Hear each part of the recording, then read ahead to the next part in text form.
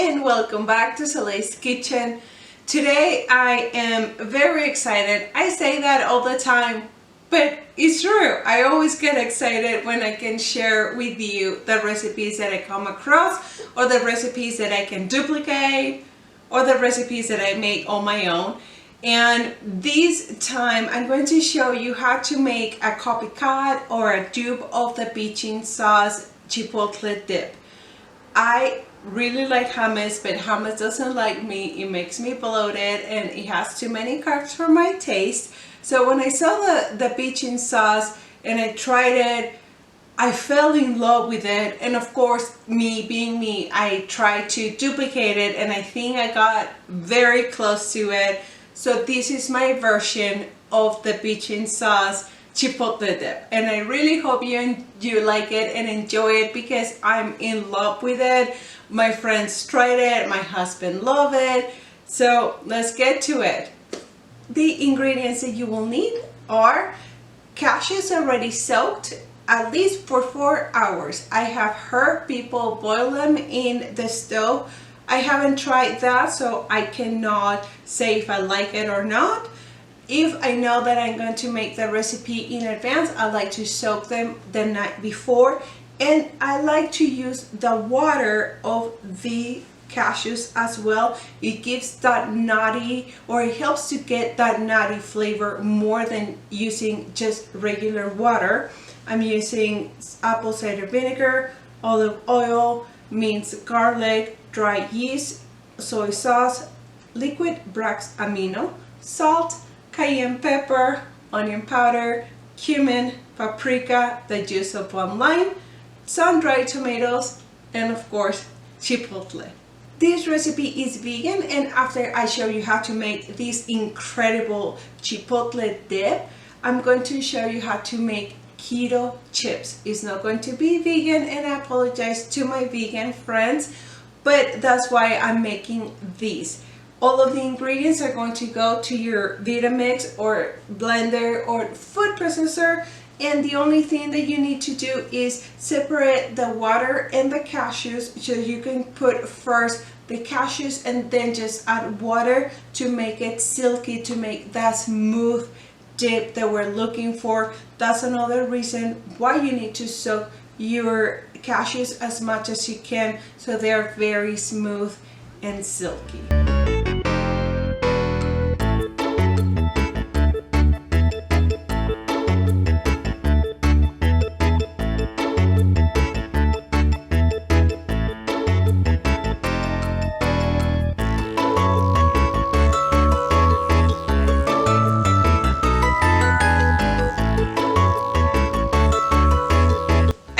Almost all of the ingredients in the pitcher, and I just need the cayenne pepper. One thing that you need to know, or that you need to keep in mind, is if you're going to let the dip to marinate, that it tastes very good, the cayenne pepper is going to get there.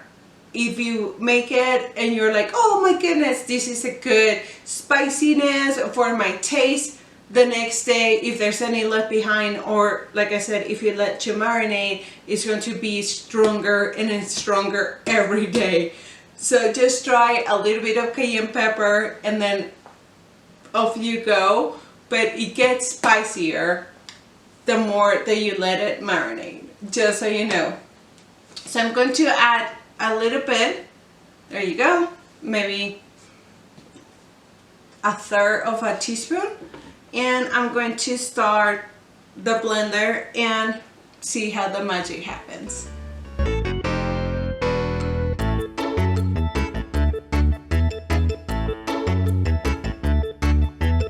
And now put it on a dish of your liking. Vitamixes like to warm up the ingredients because of how much strong or powerful they are. I like to cool mine for at least 30 minutes. It's an extra step that I just like to take. You don't have to. You can start eating it as soon as it's out of the blender or your food processor. Do not worry, I'm going to clean these very well. Nothing is going to be left behind. but this is how it looks. It's just super delicious. The next recipe I'm sharing with you is the keto chips. It's not going to be vegan, so to my vegan friends and my followers, thank you so much. I love you. This part is not going to be vegan. I want it to be respectful. I love vegan food, but I also love my non-vegan food. So let's get to the chips. And now for the keto chips. They're very, very easy to make and very delicious and crisp. So if you're looking for a keto chip, this is for you. You will need 1/4 cup of almond flour, 1/4 cup of Parmesan cheese, 1 teaspoon of water, and a 1/2 teaspoon of dry yeast. These other ingredients that I have, garlic powder, salt, pepper, and avocado spray oil, is just for the seasoning. You can use some other seasoning. These are my favorite, so I'm gonna show you how I did it. I'm using my silicone mat, and I have a new one. I'm very excited. My other ones were already very worn out because I use them all the time. You can use parchment paper. For the love of me, I couldn't not have this recipe not stick to my parchment paper, so I went back to my silicone mat. I'm not going to share with you a recipe that I'm not good with or I'm not happy with it, so you end up with a bad experience. I even tried to oil my parchment paper, still got stuck, so I'm back with my silicone and I love them. Let's start making the chips. Put the almond flour, yeast, and Parmesan cheese in your food processor and grind them. If you have the Parmesan cheese that is already grinded, that's okay, but it will be another mix. I really like this kind. It's super fresh, and I just like fresh food. There we go. And I have a teaspoon of the yeast. This will give it a cheesy flavor, and it will give it a more nutritional value to your chips, so that's why I like to use it. I'm adding the water after all of the dry ingredients are very well combined. Alright, and this is how it looks. If there is a little bit left behind, just scrape it and keep with the food processor. Put the ingredients in your bowl. With your hand, make a kind of like a dough ball, so something like this. Just keep pressing.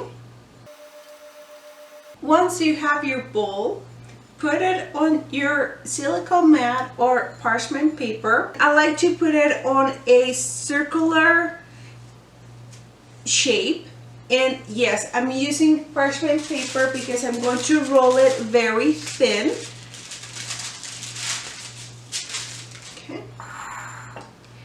Until it's not see-through but very, very thin, and just roll it.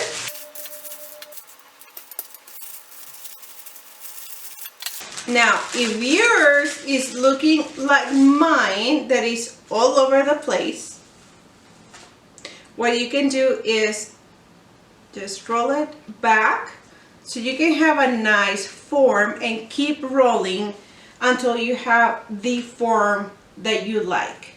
See? Like this. And I will keep rolling.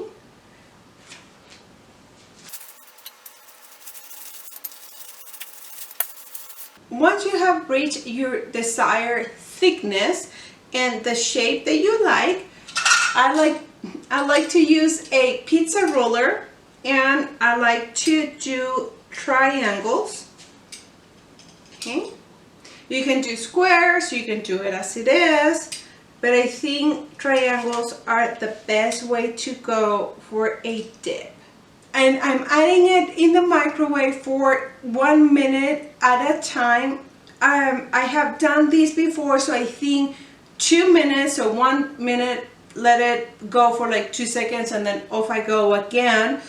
If you need a little bit more, or if you want it to be a little bit more crispy, do it in 30 seconds interval. Just be careful, don't let it burn, because then it will not be as good. So I will show you how it looks after 2 minutes. This is how they look after 2 minutes. So I think for my taste, I'm gonna put it for an extra 30 seconds. I think I did the chips a little bit too thick, so I needed 3 minutes. You just need to check on them. If they still look a little bit too white or too saggy, put them more. The microwave will dehydrate them. That's why they're so easy to make. And you can tell they're already coming off. I love my silicone mats. Let them cool for at least 15 minutes. You have that power. Trust me, the longer you let them cool, the crispier they will be.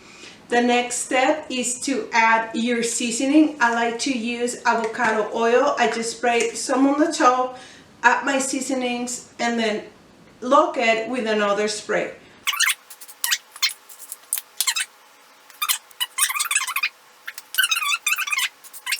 This is how it looks so far. And I will see you in 15 minutes, and the dip is still cooling in the fridge, ready for us. This is how my first batch look with the parchment paper. It ripped. Like I said, I even put oil, like a bunch of oil, and for the love of me, like, yes, I can peel it, but that's not fun. See, like, who has time for that? So, ta-da! Not even done, and it's already off the mat. If you can find a good silicone mat, go for it. This new brand, I got it at Costco.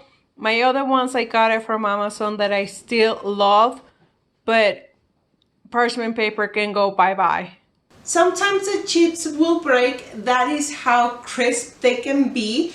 And you can have your roller again and just roll it back again. And there we go. And just help the crisp to break better. And there you go. This is how they look, and I brought the dip from the fridge. It's already cool and perfect. I really hope you enjoyed these 2 recipes in one video. I know it's getting into a sport season, and sometimes people have a lot of junk food, and if you're starting your new way of living, it can be a little bit hard sometimes. But if you have good and amazing recipes like these 2, you will not miss any of the junk foods that you can see. So if you like these recipes, please give it a thumbs up, subscribe, and ring the bell, and I will see you next time. Bye!